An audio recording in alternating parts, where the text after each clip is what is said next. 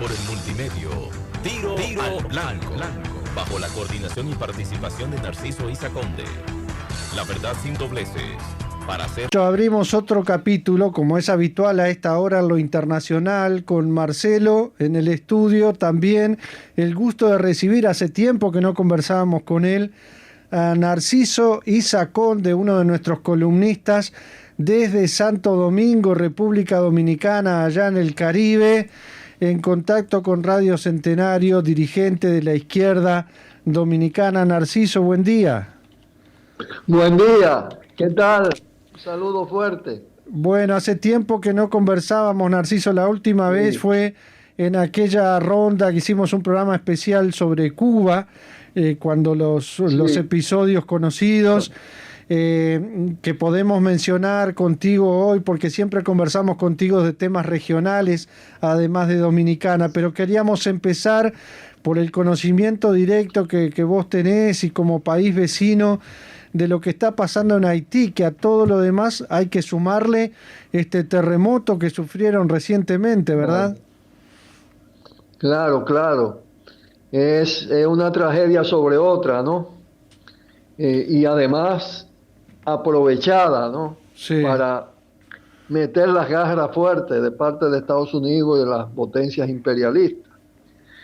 Porque hemos dicho de manera reiterada que Estados Unidos tiene como prioridad reforzar las garras sobre esta isla, República Dominicana, isla compartida, que está muy próxima a Cuba, de frente en el Caribe a la costa caribeña de Venezuela, porque los blancos principales de ataque, después de lo que le pasó en Bolivia, vuelven a ser también Venezuela, que no ha dejado de hacer nunca, ¿no? Que hay un plan desestabilizador permanente, como en Cuba. Claro. Naturalmente, Cuba tiene una fortaleza histórica para enfrentar esa situación y rebasa las agresiones, la disuelve, pero la persistencia está ahí muy presente. En el caso de Haití, las garras están dirigidas a tener una mayor presencia de carácter directo con un componente militar, que bien, todo este tema de la tragedia del terremoto también les ayuda, ¿no? Sobre pretexto de la ayuda humanitaria, de todo eso, sabemos cómo ellos manejan esta situación. Pandemia, terremoto, ya al 22 de agosto, 2.207 muertos, 344 desaparecidos, que prácticamente es difícil encontrar vivos ya a estas alturas, ¿no? Y una enorme cantidad de heridos, ¿no? Andan por los 7.000, 6.000 y tanto, ¿no? Claro. A eso se le suma la tormenta Grace, que agrava la situación dramática, trágica del pueblo haitiano, que ha sufrido las consecuencias de la falla, en este caso en la costa norte, en la costa sur, porque estamos amenazados como isla por la falla a nivel de la costa norte y a nivel de la costa sur. Hay mayor fragilidad.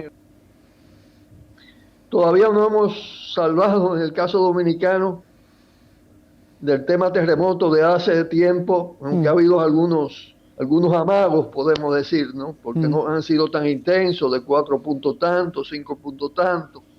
Pero también aquí hay tensión alrededor de todo este tema.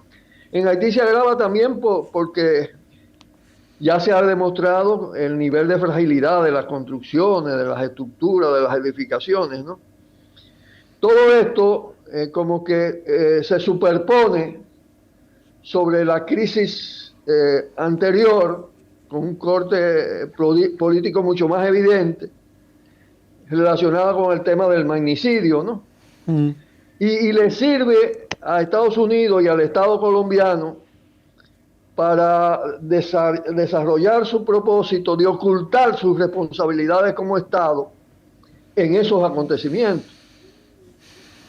Con el tema de la exportación de mercenarios, y todo lo que persigue el plan magnicida, ¿no? Claro. Que eso está en marcha. Ese tema como que queda un tanto relegado frente a un cuadro de tragedia, de muertos, de heridos, de desaparecidos tan intenso, tan profundo, ¿no? Y ahí viene entonces todo el tema de la ayuda, ahí viene lo de usar, algunas ridículas, ¿no? Por Naciones Unidas, 8 millones de dólares en estas condiciones es lo que le ha dado a Haití. La USAID habla de los grupos de rescate, ¿no? Pero cuando tú comparas, realmente las ayudas principales han llegado a Haití de República Dominicana, de México, de la propia Colombia, que además tiene una culpabilidad enorme en este caso y trata por todos los medios de esconder sus responsabilidades en la profunda crisis haitiana. Entonces, son Estados Unidos y Colombia son dos estados terroristas que están jugando un papel importante en el control de la isla, cada una con sus modalidades, ¿no? Aplican ese plan con sus modalidades. Eso está también dirigido, como decía en el inicio de esta exposición, a reforzar todos los planes de desestabilización contra Venezuela y contra Cuba, ¿no? Que son recurrentes, periódicos, en tanto para lograr un nivel de agresión militar directa, que puede ser uno de los propósitos fundamentales de todo esto, tendrían que debilitar demasiado esos procesos, desestabilizarlo en cierta medida, y en ambos casos se trata de huesos muy duros de roer. Narciso, sobre esto del terremoto, aprovechamos para en el diálogo contigo. Siempre aparece, incluso nosotros recibíamos durante esos días la suspicacia de decir por qué solo a Haití le ocurren los terremotos y no del lado de República Dominicana. Pero hay explicaciones geológicas también, ¿no? Hay explicaciones geológicas, pero también está la sospecha. La vez pasada yo escribí sobre eso, porque hay algunas informaciones que han sido desclasificadas, sobre todo determinados métodos tecnológicos para provocar la precipitación de los terremotos y usarlo desde el punto de vista político. Aquí no tenemos la prueba para eso, pero hay que tener por lo menos la sospecha, porque en Haití se juega al caos controlado, como dicen, dentro de la estrategia de Estados Unidos. En República Dominicana se juega de otra manera. Es a un proceso de profundización de la recolonización, de la privatización del Estado, de la privatización del patrimonio natural. Ya de eso vamos a hablar, ¿no? En términos, con algunos detalles, ¿no? Sí. Porque me parece que son muy importantes las experiencias. Como no hay una receta única, claro, aunque sí hay un fin único. En el caso de Cuba y de Venezuela, creo que nos tenemos que remitir a la fortaleza que en Cuba tiene ya una raíz de una profundidad histórica muy grande, del tema identidad, soberanía, de la determinación de ese pueblo de no dejarse anexar a partir de todo lo que pasó con las políticas de colonización, recolonización en el pasado. Como el primer objetivo que tiene el imperio es anular la soberanía para ya imponer todo lo demás. Como nosotros como pueblo tenemos que tener como a uno reconquistar la soberanía para abrir los procesos de cambio y de transformaciones sociales. Es el caso de esos países, es el caso de Bolivia. Pero la autodeterminación, la soberanía no es tolerada por el imperio. Y entonces ahí viene todo el tema de la contra. En una dialéctica que hay de reforma contra reforma, revolución contra revolución, soberanía y colonización. Y estamos en esa brega porque el ciclo que abrió Cuba hace más de 60 años no se ha cerrado. Entroncó Cuba con la nueva oleada que inicia Venezuela, concomitantemente con lo que pasó en México, con el levantamiento zapatista y todo esto, ¿no?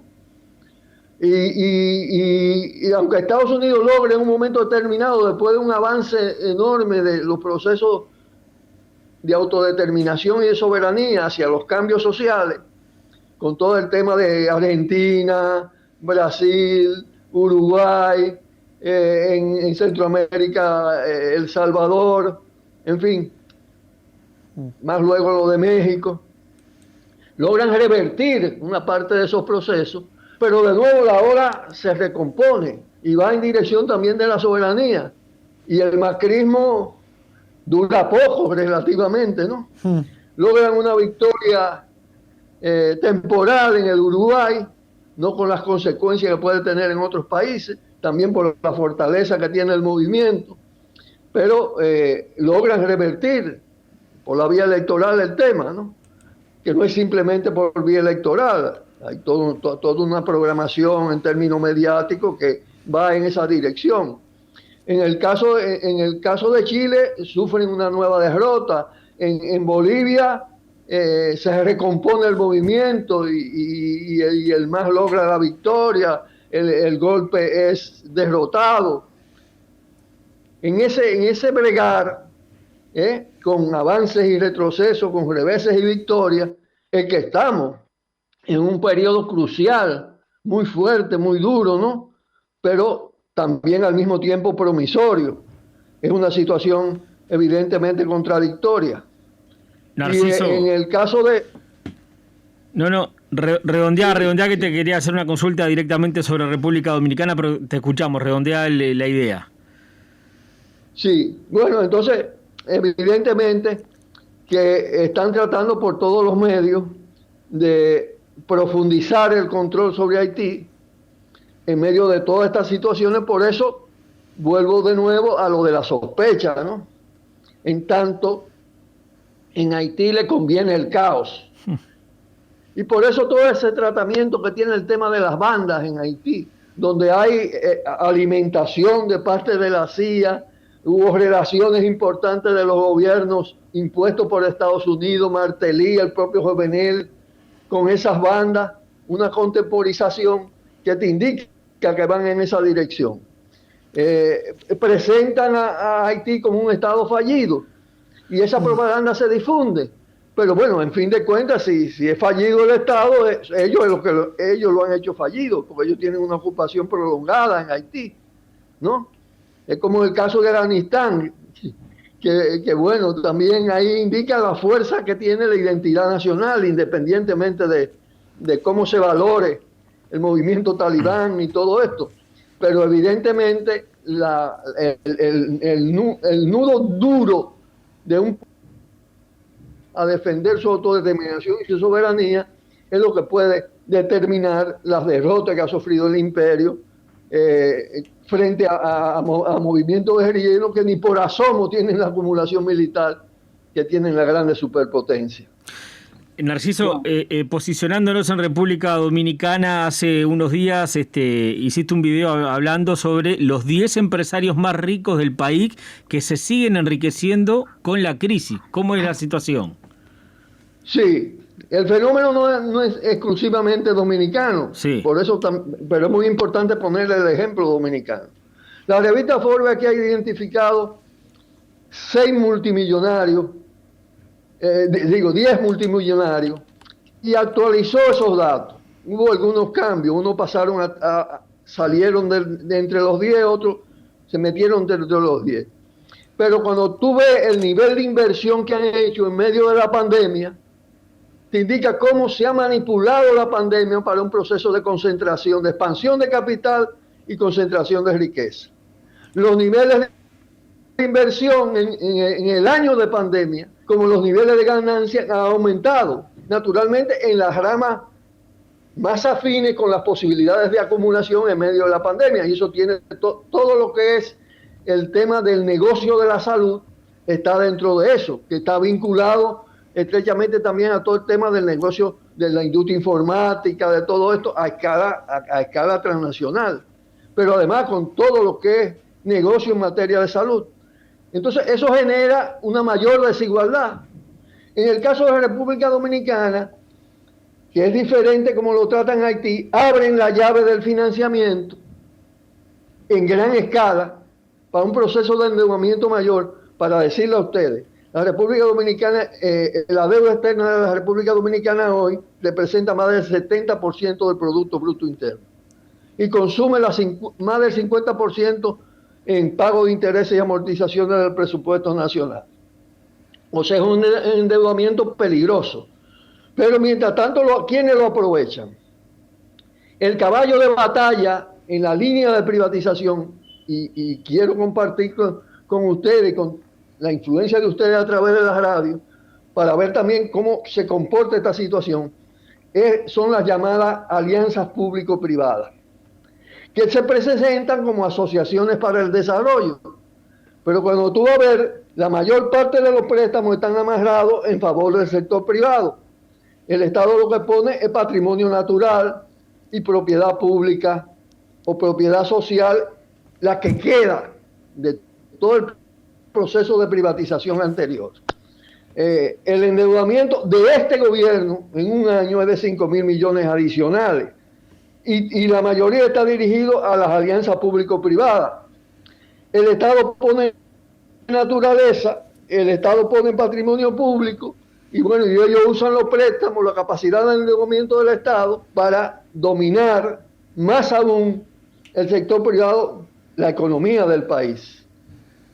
Y además ponen en venta una parte, sobre todo en el área energética, que es un área muy sensible en términos de seguridad, de estrategia, de todo.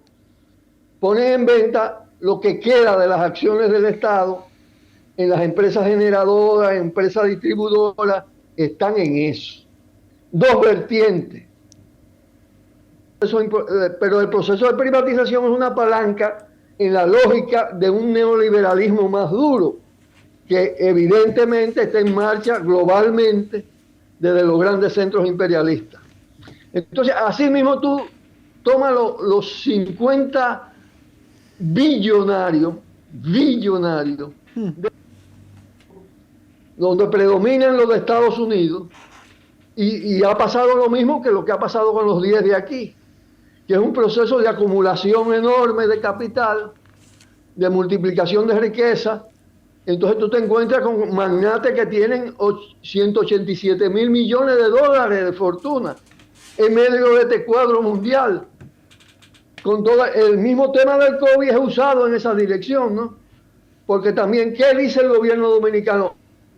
No tenemos que endeudar porque no vamos a dejar que la gente se muera. O sea, toman el COVID como pretexto, pero una gran parte del endeudamiento no va directamente al COVID, va a esos proyectos de alianza público-privada que se están acelerando cada vez más. Igualmente el fenómeno es que esos multimillonarios son los que controlan los puestos claves ejecutivos.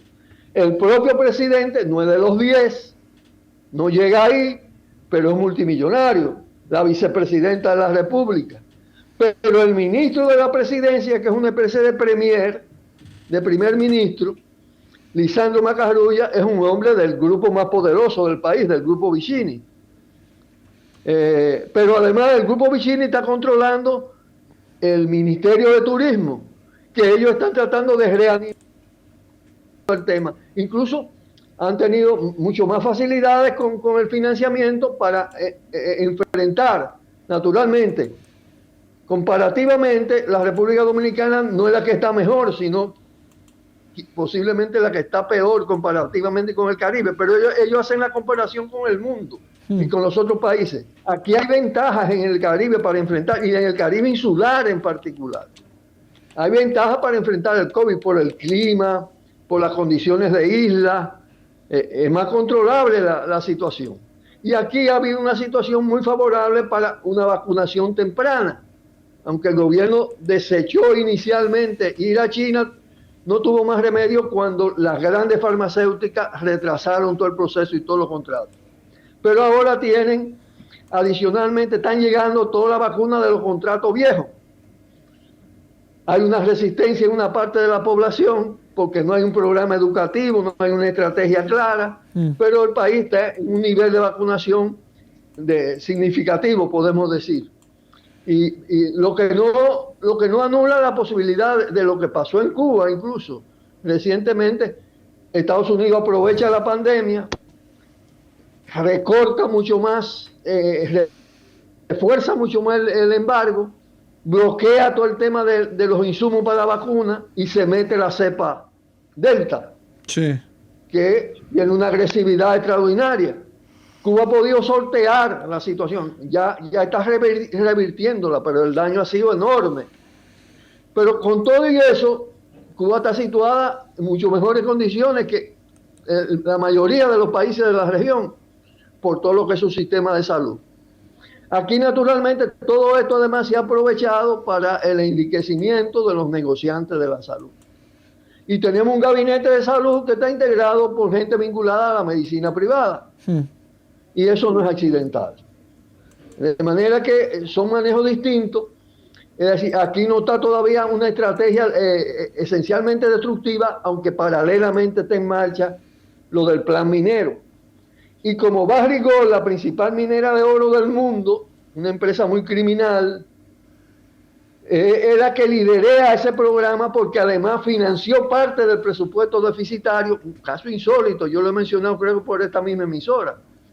Una multinacional saqueadora, contaminadora, financia parte del presupuesto, parte del déficit presupuestario, y entonces tiene mucho más poder para exigir. Está tratando de expandir, pero aquí ¿qué pasa? Que hay un acumulado en el movimiento social, en los movimientos sociales ambientalistas, en toda la población se puede decir, en defensa de la vida, en defensa del medio ambiente, en defensa de los recursos naturales, que lo tiene frenado. Pero siguen, insisten, persisten en un plan de expansión, de nueva construcción de presas de cola. Ustedes saben lo que son las presas de cola. Son depósitos de veneno eterno, porque se van las transnacionales y dejan las presas llenas de cianuro, llenas de veneno, que lo utilizan en los procesamientos del oro y de todo esto.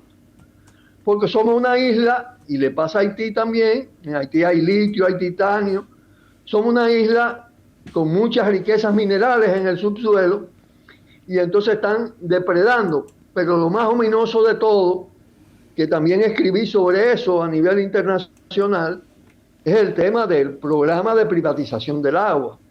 Todo el tema de la ley de agua y del pacto del agua está dirigido porque tiene un componente de alianza público-privada con las fuentes de agua.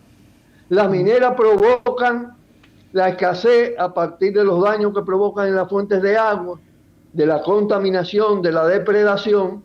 El agua se encarece y se coloca como un negocio de alta rentabilidad en un futuro inmediato. Y quieren entonces, con el pacto del agua, entrar en el proceso de privatización del agua con alianzas público-privadas. Mira cómo se combinan las cosas. Sí, son historias. Esa vertiente destructiva. Sí, son historias que conocemos también de procesos similares acá por nuestra región. Narciso, tenemos que ir cerrando porque ya llegamos al mediodía aquí en nuestro país. Sí. Te queremos agradecer como siempre ese análisis tan claro que abarca más allá de República Dominicana, la realidad haitiana y de Cuba que mencionaste al pasar, a cuenta de seguir conversando de estos temas que quedan abiertos en un próximo encuentro, Narciso. Sí, con muchísimo gusto, con muchísimo gusto. Me parece que es muy importante interrelacionar los procesos. Exactamente. Porque además no vamos a poder enfrentar esto si no lo hacemos conjuntamente. Así es. Un abrazo grande, Narciso. El techo nacional es un techo bajo. Un abrazo grande y hasta la próxima. Igual. Hasta pronto. Abrazos a todos allá y hasta pronto, ¿no? Saludo al pueblo dominicano ahí. Gracias. Hasta pronto. Por el multimedio, Tiro al Blanco, bajo la coordinación y participación de Narciso Isa Conde. La verdad sin dobleces, para hacer